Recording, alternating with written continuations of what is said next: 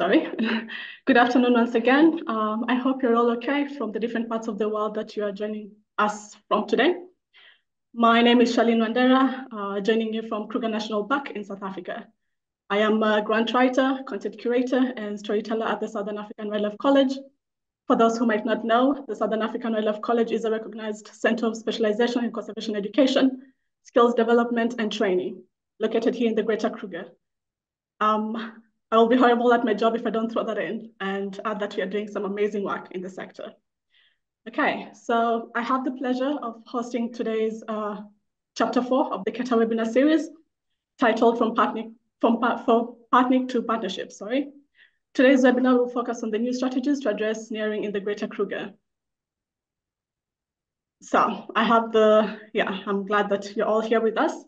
So the KETA webinar series seeks to improve media reporting on wildlife crime by inviting stakeholders, editors, and journalists to take a deeper look at wildlife crime and the realities around it. I am very fortunate to be part of the KETA training. I've found it to be very insightful, and every series just gives you like different perspectives on the happenings in the region. So in the first KETA webinar, we learned that wildlife crime is entangled in the very fabric of our society and it's hard to beat. In the second chapter, we learned about innovative collaborations that are having an impact in the Greater Kruger area. In the third chapter, we discussed the fact that wildlife crime is just as much about people and how they live as it is about animals and plants. Today, we will navigate the threads of snaring in the Greater Kruger and bring you an insider perspective and a determination to make a difference. Veteran journalist Eve van der Heygen will lead the discussion with two panelists, Dr. Danny Govender from Southern African National Parks and environmental investigative journalist Diana Chiangwa will be joining us as they look at the root causes of the snaring surge and what practical solutions and actionable steps can be taken to address these challenges. So before we continue, I'll give a brief introduction of our facilitator and panelists. So our facilitator, Eve van der Heygen, on your top right, is a former newspaper editor and media and culture lecturer. Dr. Danny Govender is the General Manager of Sustainable Development and Management for SANParks. She's a trained wildlife vet and scientist with over 18 years of senior management in SANParks. Diana Chiangwa, your bottom left, is a freelance environmental journalist, writer, and curator. Her work has been featured in publications such as the Mail and Guardian, Talk Africa, China Dialogue, and Oxpeca's investigative environmental journalism. Quite a phenomenal duo we have today, right? So yeah, I'm excited to hear what they have to say, and I'm looking forward to a productive and insightful discussion. Before we proceed, I'd like to inform you that this session is being recorded and will be available on YouTube. I've seen some people have already asked. It will be available on the Jive YouTube channel. This is also where you can watch Up on Dialogue that you may have missed. So please introduce yourselves and use the chat box for any questions at any time throughout the webinar. The questions for the panelists will be addressed later. Also, if either Diana or Danny says something that resonates with you, or if you have a relevant story or information that you'd like to share with your colleagues, please do so in the chat as well. So yeah, let's learn together, and who knows what partnerships will be formed as well. The webinar will begin with Eve inviting Danny and Diana to share their insights. This will then be followed by an open Q&A session, during which you are welcome to ask questions via the chat box. As I hand over to you, Eve, the people would like to know what excites you most as a veteran media professional about the KETA 2024 Story Project. Thanks, Charlene. Before we get the hardcore information from the two panelists, in media generally the practice, mainly because of time and because of resources, is to have a single hit at a story, and you try and combine as many aspects of the story into maybe one or two articles or a short video or whatever. And the really nice thing about the KETA project is that it's a slow burn project. So it's been carrying on for a number of months, and it allows one, first of all, to get a more textured sense of what's going on. So it's not just a matter of this perspective, that perspective, all kind of fighting for attention. And it allows both practitioners and academics, and obviously the media writers, to effectively collaborate in making sure that an understanding emerges in a way that can reach as many people as possible, not just people with vested interests in this or that aspect of conservation. Yeah, so it's been, and it will, I'm sure, continue to be an exciting project. So if we can hear from the panelists, if we start with Diana. Diana, you've been to Kruger recently with a team of rangers on a snaring recovery, or I don't know exactly what the term is, finding the snares and removing them. So I wonder if you can tell us about that, but then also tell us about the types of snares, and if in fact there's something that differentiates the types of snaring. So you have poisoning, you have snares, and then, when I say types of snaring, I mean types of poaching. So you have the snares, you have poisoning, you have hunters with rifles. Is there a hierarchy of poachers in this, or do the same team of poachers use any method that is available, or do you tend to find that the sort of snaring is at the survival level, where people are using it for the pot, and the poisoning and the shooting is maybe a different category of poacher? But first, tell us about your experience out in the Kruger with the rangers. Good afternoon, everyone. Thank you for joining us for this discussion. I think I won't say the operation was an exciting one, because one wouldn't know what's going to happen in the bushes. So it was my first time joining the rangers near Skukuza on the snare operation removal. It's quite shocking to see how much of snares are being put out there, and targeting specific animals such as buffaloes, kudus, and also bigger animals, and like elephants and rhinos. I think one of the things that I was shocked to find out is the type of wires that they use. They make thicker cables, they intertwine them to make it thicker, especially when targeting animals like buffaloes. So is it that specific, or do you find that any animal will be caught in a snare, and then if it's not what they're looking for, it just gets left behind? Or do they take any animals that they do actually manage to snare? With the experience that we got, and also with conversation that we had with the rangers, any animal can get caught in the snares, especially in the hotspot areas. Wild dogs, they cannot take anything from wild dogs, but also they are found on the snares. And then do the poachers just take what they need? So do they just take a horn here, or I don't know, do they take the whole carcass away, or do they just take the bit of the carcass they need? They specifically take what they need. Mostly it's meat. With my experience, it's mostly for meat purposes. Okay. So you're saying those are more your sort of subsistence poachers? Do the heavy duty criminal networks not tend to snare? Do they tend to have a different modus operandi?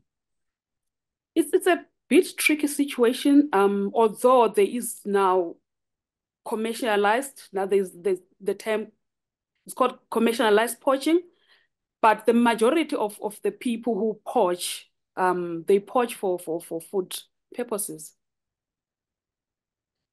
And so on your expedition, how many snares did you actually find? There were about 67 to 68 in a 10-kilometer radius. Okay, and was that high or average from what the rangers were saying? So most the people who does most of these operations, the honorary rangers. So for them, it's a huge number. It's a huge number. So that would be in keeping with reports that there's been quite a sharp increase in snaring over the last few years. What is the pattern been? What is it? At what point did it start going up, and what are we looking at in terms of numbers over a year, let's say? I think the numbers from what I've gathered, it started during COVID up to now. So also it's quite different. It differs from the region. I was recently up at the northern boundary. It has also escalated. So it differs from one region to one boundary to another boundary. But the overall numbers over a year, what do they look like? So you're talking about 65 in one operation, snares that you removed. But what are these honorary rangers dealing with over a period of a year? It must be quite a shocking number then. Yeah, there is a report that was released last year by the minister, Ms. Barbara Creecy. There is quite a huge number, not so specific about the figures, but there is a huge number from 2020 when COVID started, 2021, 2022, and 2023. And is there any explanation of what might be the cause of that surge? As I said before, it differs with the boundaries. In the up north, in the northern boundary, with the border of Zimbabwe and South Africa, it's also the issue of the climate change and the drought in Zimbabwe that is also driving poachers from the other side into the Kruger National Park. And also they are poaching for food. And in other areas of the park where you don't have the trans-border dynamic? Say that again. In what would be the cause of the increase in other areas of the park where it's not a trans-border issue? In other words, that's not driven by the drought. It's for commercial purposes. That's commercial. Yes, it's for commercial. Near Pabeni Gate, most of the poachers there, they sell the meat to the communities or to the villages. And so you said it was your first trip to Kruger, or was it your first trip on a snare expedition? I've done quite a number of trips, I think, since 2019. Okay, so you're yes, I've created quite a good relationship with SANParks, but on the snare removal specifically, it was my first time. And what struck you most about your time with the Rangers and what you found? I think the love for their job and being able to kind of give us as media the challenges that they are facing and the reality of wildlife crimes. And how many rangers were there? Was it quite a big team? Did were there lots of lorries to take the snares away? Just describe to us a bit how they went about the operation. So the operation was led by the honorary rangers. So they come in a huge number. I think there were about 15 honorary rangers, and then for security reasons, we were also accompanied by rangers from SANParks that were about 10 as well. And big trucks to take the snares away, or do they get left in the field? They are taken to a certain place near. There's a place near, I think, Pabeni Gate, where they put the snares for research purposes and also data collection. Okay. Yes. Danny, can we move on to you? I think it's safe to say that conservation has had a few challenges over the years, and it's required a change of thinking and practice in how you approach your jobs and how you look at reserves. Can you tell us how you re-gear yourselves in the face of the type of thing that Diana's just been talking about from the field?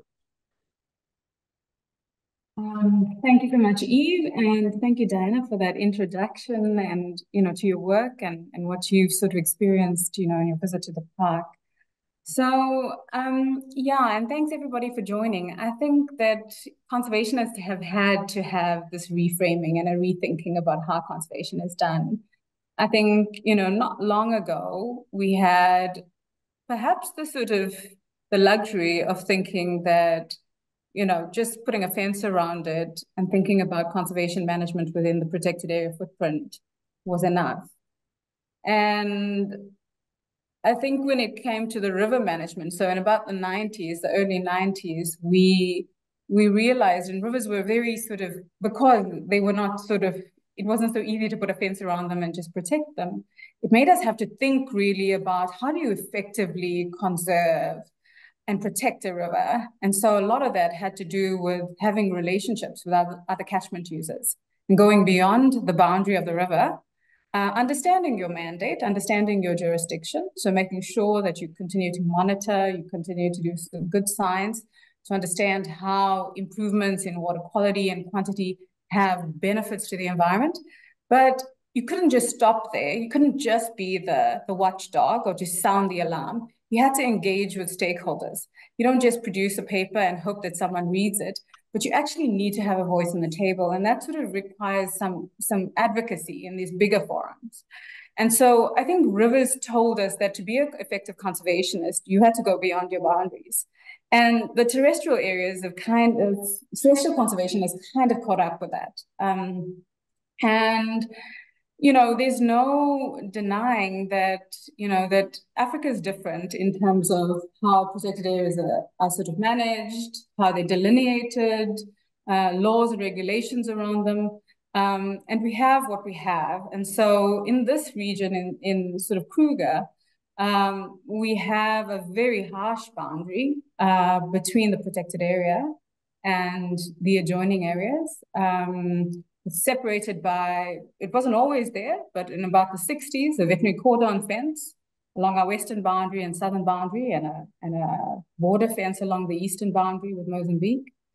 And then there isn't really that sort of space for a buffer like you have in East Africa. So yes, we've subsequently adopted a buffer zone strategy in the country, but we already have the geography we have, which means 3 million people living within a 50-kilometer radius of the park.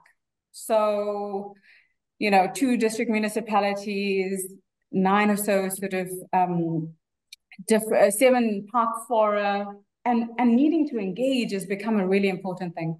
So as a conservationist, it's easy to say that socioeconomic, regional socioeconomics is not our problem, but you can't really separate the two. It's very, very integrated, and so we want to see a future where nature, but humans as well, are thriving in this landscape, and so we've got to see it in a more integrated way. I'm always struck when people talk about conservation, how the conversation always ends up talking about the sort of social setting of the problem, that you cannot talk about conservation without talking about the broader social pressures and the political dynamics, which does make for a very difficult job and a complex environment. But there's a movement towards embracing, let's call it, development work by conservationists. I was quite struck. I had a conversation with somebody from the Durrell Wildlife Trust recently, and they're working in Madagascar, and they were saying that they spend something like 30% of their budget on people. So that includes agro projects, biofuel projects, savings clubs. So it's quite a broad range of things that they're involved in. So my question to you is, first of all, do you think it's appropriate that conservation ventures into what it traditionally has been somebody else's work, which is government's work? And if indeed it is part of it, then how do you engage with it? How do you even do it? Sure. So I think the big issue here is also a little bit of knowing your place, right? So you also can't. We hired as conservationists. That's our primary mandate. But if we keep only doing work responding to challenges and not addressing drivers, then we'll continue to be this ambulance service and document the demise of nature. I think for 60 years, that's what environmentalists have done. And it isn't working. And so I think that's why there is everywhere from the NGO sector to the conservation agencies, national agencies, provincial agencies, they're starting to see that as much as you need to sort of address the responders, the response variables, you at the same time need to chip away at the drivers. Firstly, to understand the drivers, and then to start to chip away with real solutions that address those drivers. And so in terms of whether it's our mandate to go and start developing businesses and you know, doing things that are sort of not really our skills and expertise based, I don't think that it's necessarily our jobs, but I do think we have an important role to play in terms of crowding in those partnerships and creating those sort of collaborative partnerships with agencies that are doing development financing, that are doing SMME development, that are creating sort of value chains around waste. It is our role to do that because it's a known fact that people that don't have their basic human needs met struggle to adopt pro-conservation behaviors. So we've got to address that. And so as we sort of do the good conservation work, we've also got to be crowding in partnerships around how can we sort of see people thrive as well in these landscapes. So can you give us an example of how this works in practice? So you talk about engaging with or talking to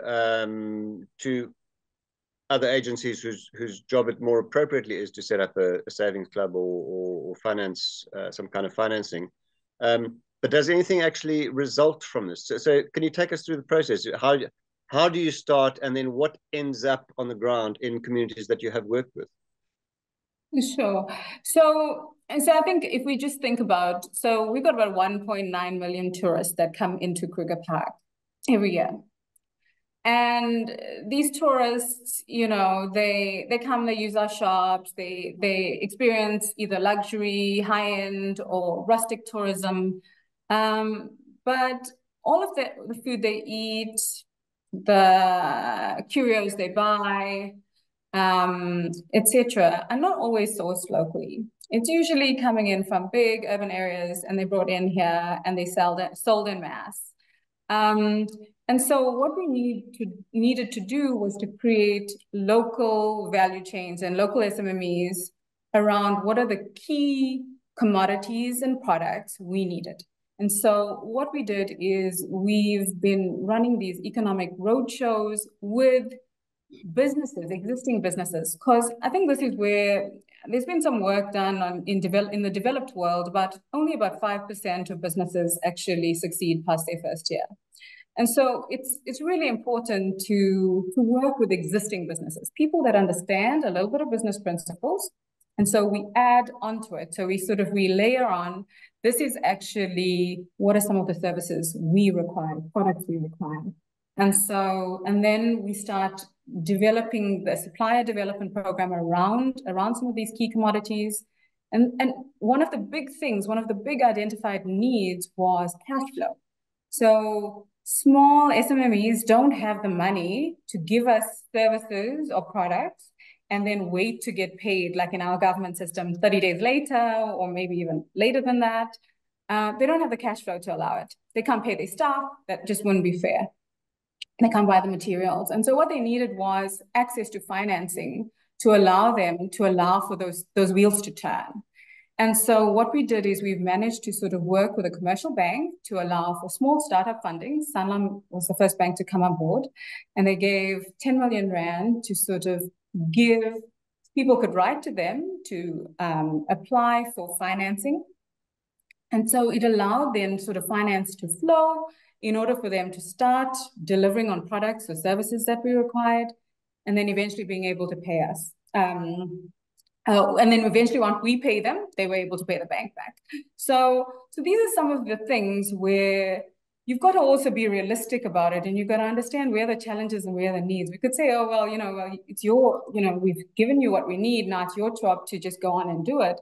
But we realized there was a real critical cash flow issue that needed to be addressed. So these are some of the things that we can do, but it takes real conversation. It takes a little bit of sort of ingenuity and innovation. But I think what I'm starting to see is that there's a lot of goodwill about the park, about conservation in general. People want to do good while making money. I always try and put a number on something to understand it. So is it possible to quantify what you've described here? So if at a certain point the commodities that were on sale to tourists were being mass produced in Joburg or China, I don't know where, as a percentage, how much of that has shifted to local producers and keeping the money in the local environment rather than shipping it off to some offshore investor? So it's difficult, right? Because it's hard to gather this information. So we can say in our sort of when we think about our procurement processes, we're moving towards 70% of our procurement being done through SMMEs and local procurement. But even if you've got an SMME and a local sort of procurement, you're not always sure that the product is being produced there and it isn't being shipped from China or an urban center.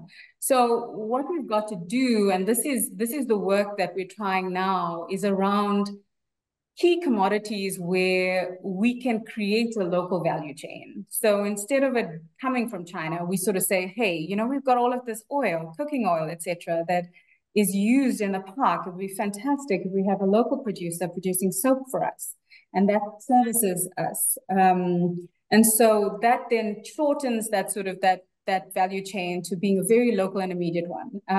And so this is the work that we're still doing and still needs a lot more effort. So with all these snares being rounded up, is there a scrap metal trade that you're trying to get off the ground? Not yet, but I think that I think there was somebody making something with some of the snare material, but I think the difficulty with snare material is that, so unlike other parts of Africa where the park's not fenced, Kruger is fenced, and we're a large boundary fence. We're 360 kilometers from north to south. So that's a lot of boundary fence that can potentially be used to make snares. And so there's an endless amount of snare material that's available. And so we've been trying, as we sort of rebuild some of our fencing. The state vets are re-putting some areas of fencing or redoing certain areas of fencing. We're trying to really work with them around choosing materials that are less effective snares. They're not never going to be used for snares, but they're less effective. They don't have the tensile strength, etc., to make a good snare. And so we're trying to sort of just change a little bit of the material. But in a place like Kruger, because of so much material available, we have to do more than just that. We're also sort of for the last few years now, we've had a fence monitor program that really sort of tries to get community members starting to patrol fences, to repair sort of breaks in fences, to report it. But more importantly, they come from local communities to engage with communities in their communities around the impact of snaring, because it's having a huge impact. I think it's underestimated. I think for a long time we were sort of convincing ourselves that this is low-level subsistence. It's low-level subsistence, and the park can take this level of snaring. And it might be that these dynamics changed around COVID when, you know, there was huge socioeconomic sort of impact in the region, unemployment, people laid off, coming in back to their homelands, or back to their homes, their traditional homes. So what had happened was this then sort of really got the snaring going. And so Diana's right. Those numbers were, you know, from about 2,500 snares to about 6,500 snares in 3 years. So the numbers are increasing, and those are just the snares recovered by the honorary rangers. There's a lot more, and it just needs continuous effort because it's so easy with so much a boundary and so many people living right next to the park. It's so easy to stand on a hill, lay down, you know, whatever, 50 snare lines and go up and just watch. So there is this huge pressure, and at this level of pressure, we're seeing it especially in certain regions of the park, so especially in the northern region of the park, and so that might be in the Pafuri area, and that might be a different sort of driver in terms of impact of climate as well as socioeconomics. I think in the south of the park, especially along the western boundary, Stalls Neck, Pretoria Scops, Kokuza, I really think that that's become almost commercialized. And that's the real problem with snaring. You know, we seem to understand that in forests, it's having a huge impact. You know, bushmeat and snaring and bushmeat harvesting is having a huge impact in forest ecosystems. But in savanna ecosystems, we've always sort of said, well, you know, it's subsistence and we can handle it. And we're starting to see that change. And largely because it is a continuum. It isn't just that we're snaring for the household and to buffer risks or certain stresses or stressful periods. We're starting to see now, especially around other wildlife crime and syndicated crime, once you sort of develop these networks, it's quite easy to have other things go through that network as well. And so even though snare poaching was always believed to be an unsyndicated, subsistence level poaching, we're seeing now, you know, more organized snaring of animals to supply urban centers. So, but we need to do more research to understand what's driving it, to understand how much, and to really affect change. There's a bitter irony that your fencing material that's being used for the snares. Do you have a sense of how much fencing is being taken down for snaring in terms of kilometers? No, not really, because it's also very hard to sort of to quantify. You know, it's sometimes it's just little strips of material from the fence. The fence is still intact, but a little strip of the fence is gone, where they've just taken out a little roll and they pulled it together and twined a few together to make up snares.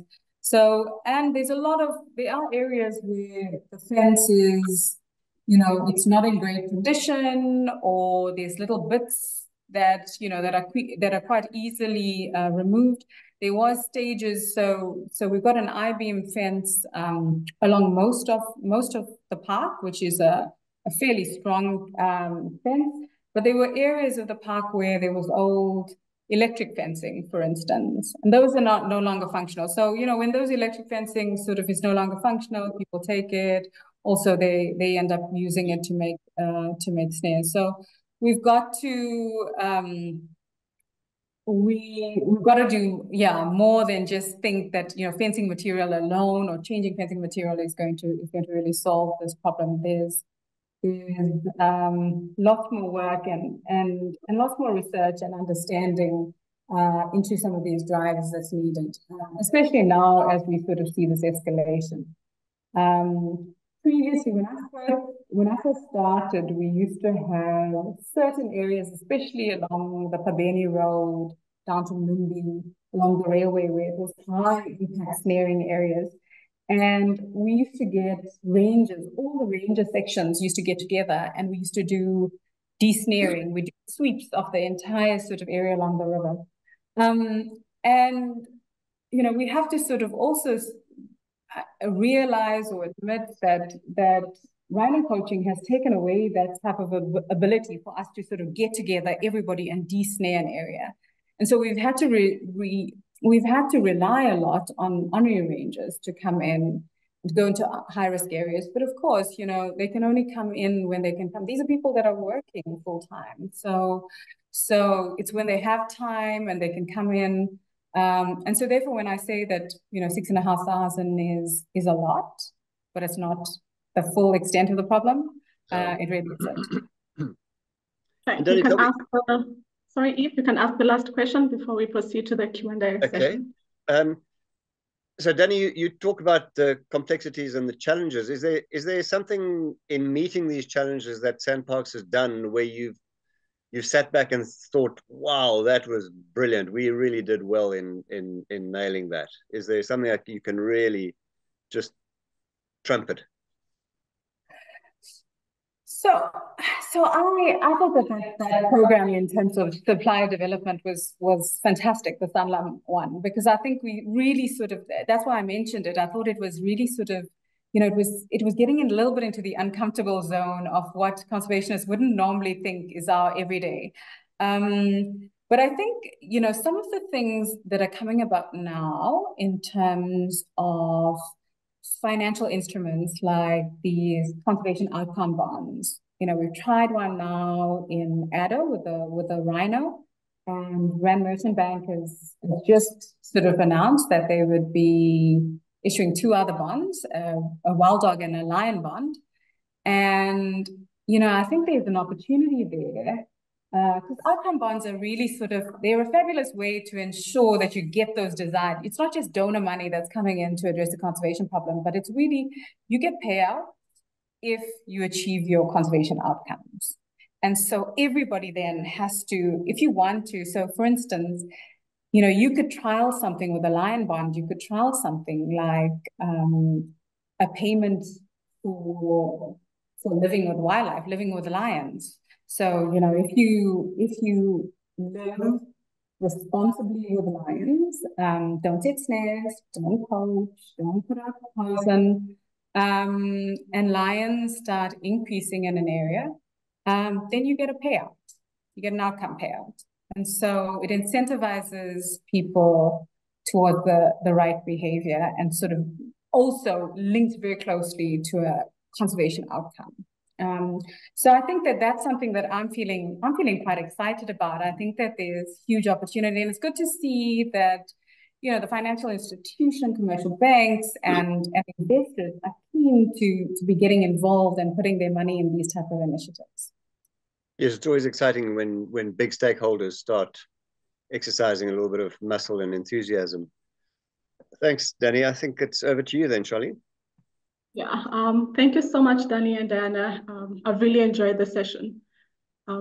Yeah, I think today's webinar really ties back to the 3rd chapter that we did last month. And yeah, so the topic for the last webinar was social impact of wildlife crime and you know, I guess the theme was people are also victims. And I really appreciate what you've shared today because it highlights that, you know, it shows that, and especially what you've said, Diana, that the snaring surge increased during the COVID period. And we know how the COVID period was, you know, everybody suffered socially, economically. And yeah, I guess what I'd like to ask you, Diana, before I move on to the questions that have been shared by the attendees is, one of the things that came out during the last webinar was that there's not enough media coverage on the social impact, you know, on communities. So maybe briefly you can just tell us what you've done or how you try to, you know, make sure that the true picture is, you know, painted in your writing. Okay, thank you for that. I think to have a balanced story from both the people that work within the protected areas and also go into the communities to try and understand what is really driving them to even buy meat from the poachers. So I think we have discussed it before that I think also the issues of funding in terms of sending journalists out there to do this, because issues of wild crime needs a time. It's not like a breaking news story. It needs more. It needs one to invest their time to really try, sort of, to understand, do research on these issues. Okay, thank you so much. So we'll go to the first question, and this is for Danny. How does one marry the needs of people with the needs of the land, especially for communities that live on the borders of wilderness protected areas?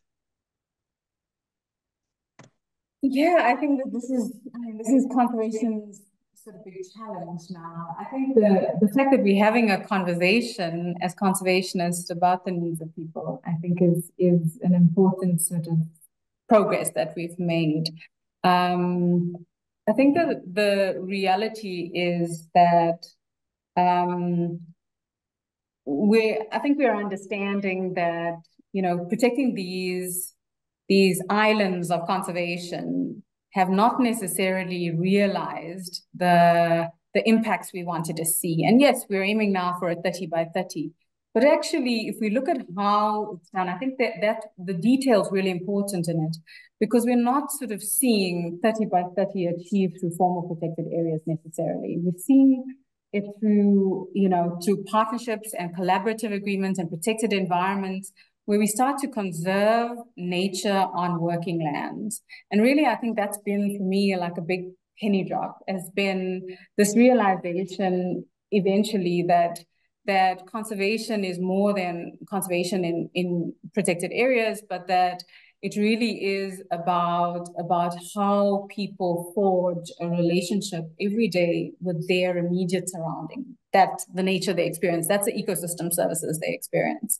And if you ask anybody living in this landscape, in the Greater Kruger area, if they choose to stay here or go to Joburg, they'll tell you that they would choose to stay here, because there is this absolute cultural connection with the land and its rhythms, its processes. And I think that there is this natural sort of connection between conservation and what's good for nature and what's good for people, but we need to sort of bring it out. And I think we have to relearn some of it, because I think our political past of displacement and has kind of fractured that connection with land, and we need to sort of almost rekindle it. And so I think it's really positive. And so I think both sort of groups working in conservation and people sort of are starting to find each other in the middle, and that's quite positive. Yeah, no, thank you. And I think maybe just to add on that, the connection that people have to nature and to their cultures in South Africa, and I guess in Africa, is very phenomenal. And that's something that I really admire. And as you've said, you know, there's the political and I guess the past of South Africans, but then there's also the economical element, you know, that drive people or make people forget, you know, why they cherish the, you know, resources that we have so much. Okay, we'll go to the second question, and this is for both of you. So one of the attendees is asking why not fundraise to set up an online platform where educational material can be downloaded for schools and teachers so they can use to educate from early on why they should better protect wildlife instead of watching it.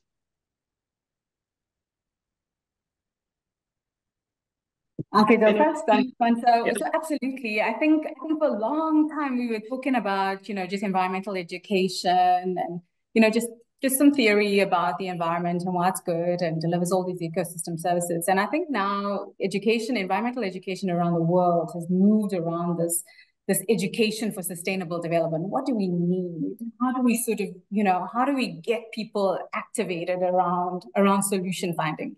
And young people are key to that. So I think even for us, I mean, we've run, you know, huge environmental education program over the years, largely around creating huge amounts of access. We've moved 200,000 kids through the parks.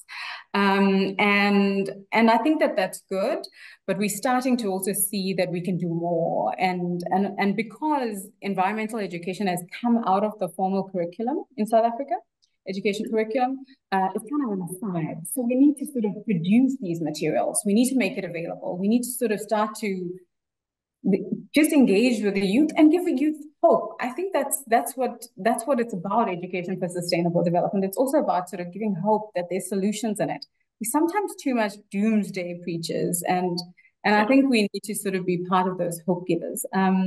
I see Lazan in the chat has sort of flagged the game meat strategy. I think that is also a key sort of innovative thing that South Africa has done. Despite all of the sort of, the values-based differing opinions around use of wildlife, I think South Africa stick to its guns around sustainable use and sort of said, and excuse the pun there, but and said basically, we want to actually have a formalized game meat market. There's enough. When we do conservation well, it creates these benefits. We do need to crop wildlife for whatever reasons. Let's make sure that we can have a formalized way in which people can access that meat. And I think that's really positive. Not every area, not every conservation area is suited to ecotourism, and we've got to be realistic about it. There's got to be other financial flows coming out of these conservation areas. Game meat is one of those potential areas, as long as it's done responsibly, ethically, and I think that's what we're working with various sectors to make sure that takes place that way. Just to add on what Dennis said, on my way to Paful region, I bumped into a number of, I think 5 schools from Phalaborwa that were doing a debate at Shingwedzi about nature conversation. So I believe that SANParks is doing very well in terms of also inviting school kids around the Kruger National Park to learn more on conservation issues. Well done, SANParks. Okay, we'll go to the next question to both of you again. There are movements to develop a mainstream avenue for the legal revenue generation from game meat, making it available as a food source in a country where hunger is a real problem.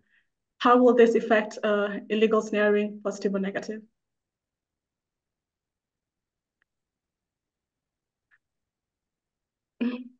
Danny, you're muted. So I think in the first sort of instance, I think the fact that there's a demand for it, and the fact that conservation does lead to excess. Sometimes we have excess, and sometimes we've got to crop animals, and so it would definitely, you're matching now supply and demand, and I think that's a good thing. It makes sense.